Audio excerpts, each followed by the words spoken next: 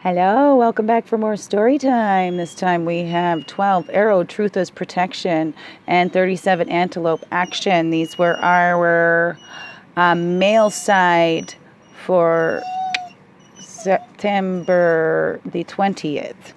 So, Arrow, Truth as Protection, Warrior Clan, your arrows fly straight and true, bold of heart, proven faith, protection lives through you. The warrior clans of Native America were the protection of the people.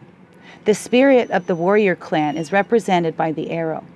The arrow is straight and true, quick and deadly if aimed to kill. The braves earned their right to be called that name through many tests of leadership and agility. Courage was the main ingredient in the making of a warrior, but it had to be tempered with truth, common sense, physical prowess, integrity, and connection to spirit before the right to be a warrior clan was earned. After rites of passage, which occurred around a young man's 13th year, the slow and arduous process of learning how to be a man was begun with a father, an uncle, another warrior clan member, or a chief. These lessons included hunting and tracking, going on a raid, counting coup, vision quest, sundance, and leading a hunting party. The nightly dancing of these activities, reenacted for the tribe, celebrated each of these victories. Honors were bestowed upon each young man who honored his clan with acts of bravery. Each step of the path to warrior clan was purposely hard and grueling, since the leadership of the tribe, and sometimes the nation, would fall on the shoulders of the next warrior clan generation. A man's skills in making arrows could show how much care he could take in leading his people.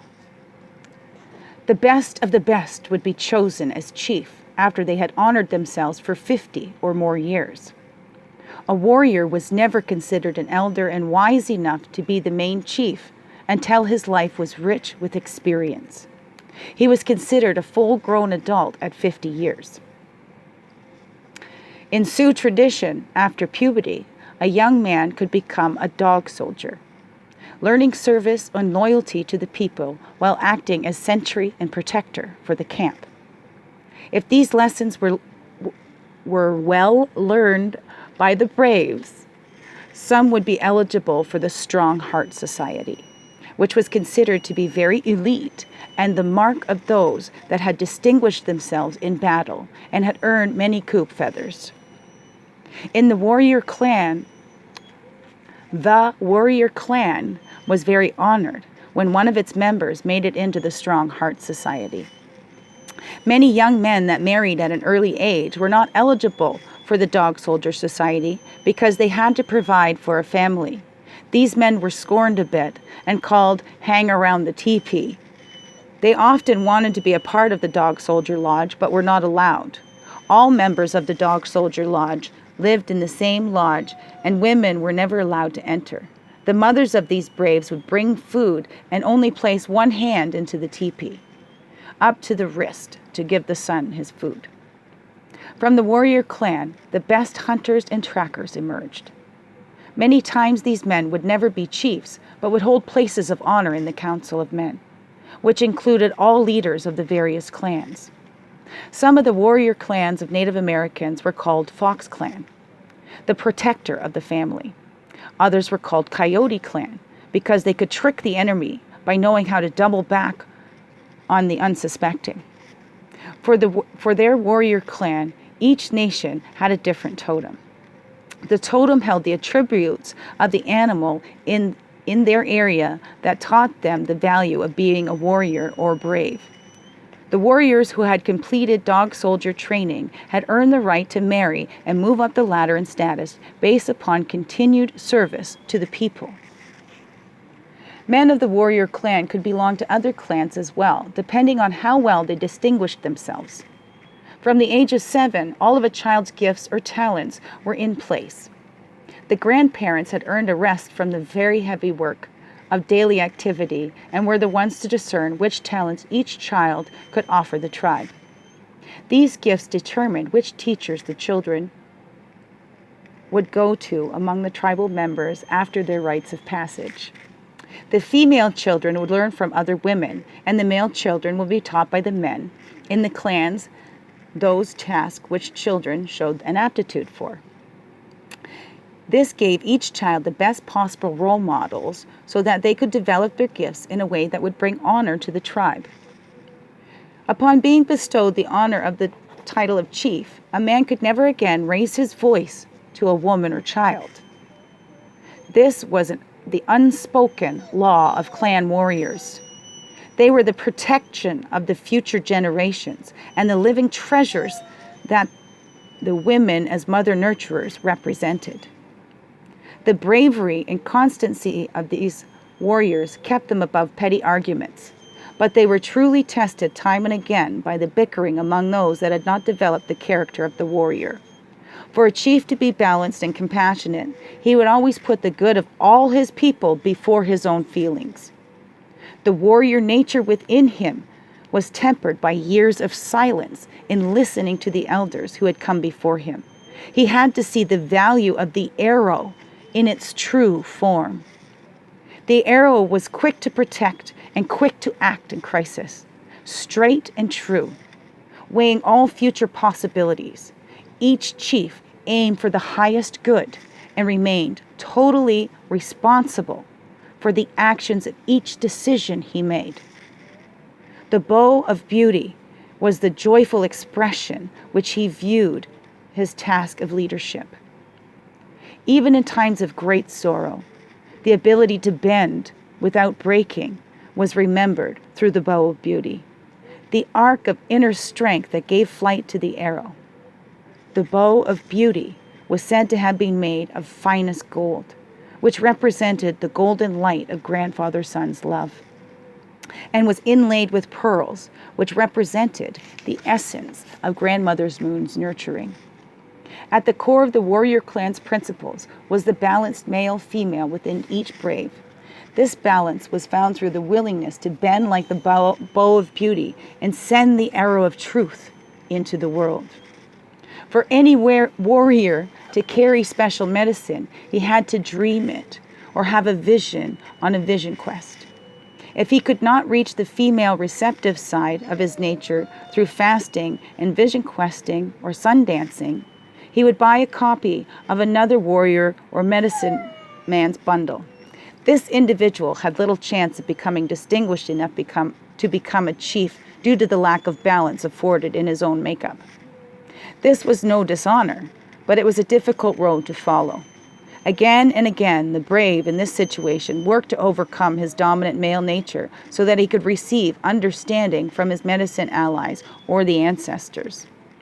The frustration of being unable to receive his own medicine dreams often created problems in the Council of Men.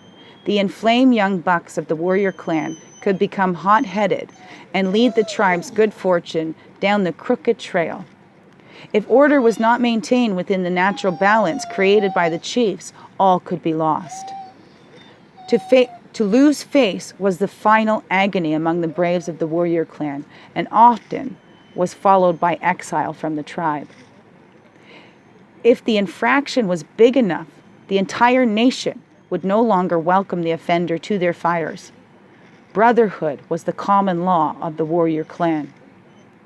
The blood brother ceremony of Native America is the undaunted connection of man to man that has produced the union of heart, body, and strength that creates a support system for the balanced warrior spirit within each man.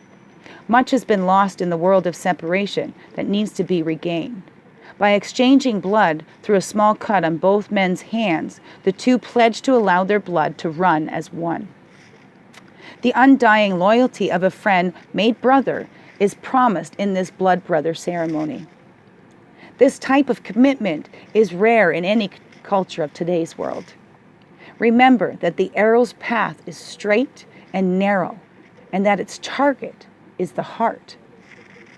At the heart of every warrior is the compassion of the chief and the legacy of leadership for the good of all people. All races of the Earth Mother depend upon the rainbow warriors of the world to reform the warrior brotherhood in order to accomplish the fulfillment of the fifth world of peace.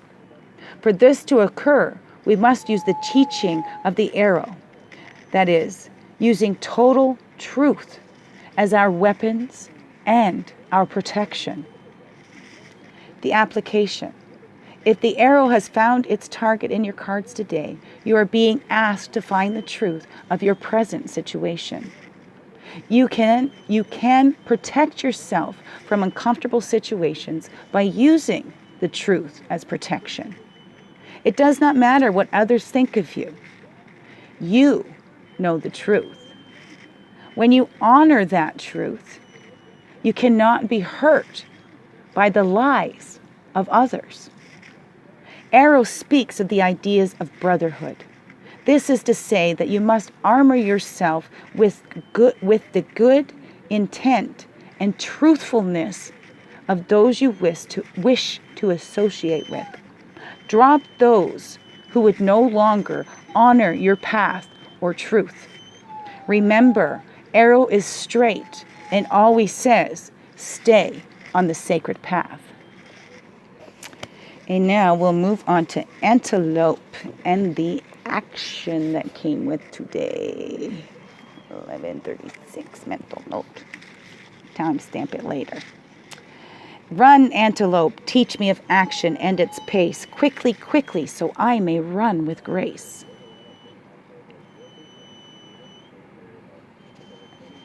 Okay. When time was just beginning and the tribe of man was small, antelope saw that the two-leggeds were naked, hungry, and in danger of extinction. The ancestors would soon vanish from Mother Earth if action were not taken. Antelope took action and came into the camp, calling on the two-leggeds together for counsel. Great Mystery sent me to teach you a lesson. The lesson is to do. You have no need to be fearful if you know what to do, and then you do it, Antelope said. And what shall we do? Asked the people. If you are naked and cold, you should kill me and take my coat to keep you warm. It is my gift to you. Do it. We will, said the people. But what of our hunger? We are starving. What can we do to save ourselves? If you are hungry, you should kill me and take my flesh, for it will nourish you and make you strong. It is my gift to you, and a part of my evolution. It is my service. Do it. Antelope knew that humankind would survive the Ice Age if the people learned to eat meat. Before the movement of the great ice mountains, fruits and vegetables had been plentiful, and the two-leggeds had had no need to eat of the bodies of their fellow creatures.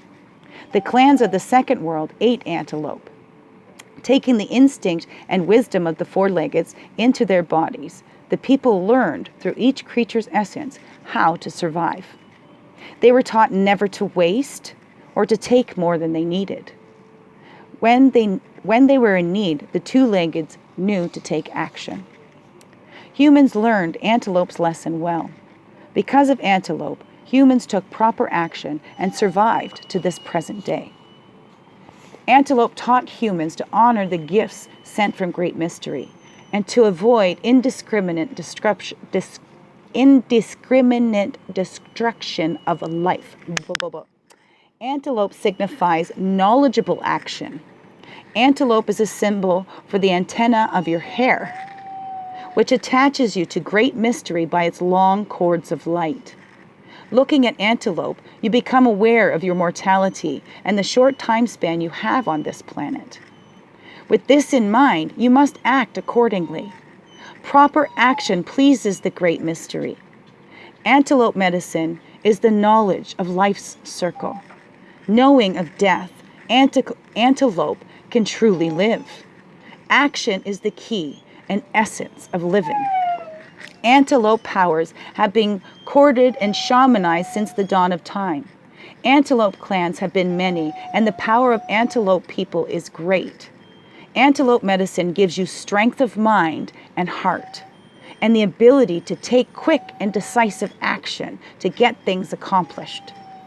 If you feel stymied, call on antelope medicine. If you are balled up and twisted in knots, antelope powers will speak to you of proper actions and soon set you free. Many indigenous solutions to problems are whispered by antelope. Listen, and even more importantly, act.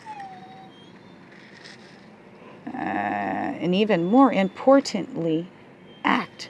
Surround yourself with the illumination and secret knowledge of antelope. Combine this with action, and you will overcome any obstacle or hindrance in your path.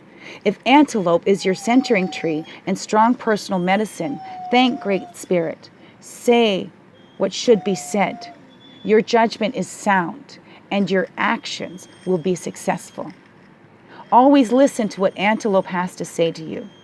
Antelope in your cards indicates a message of higher purpose. Antelope arms you with the bow of authority and forces you to act on behalf of self, family, clan, nation, and finally, Mother Earth.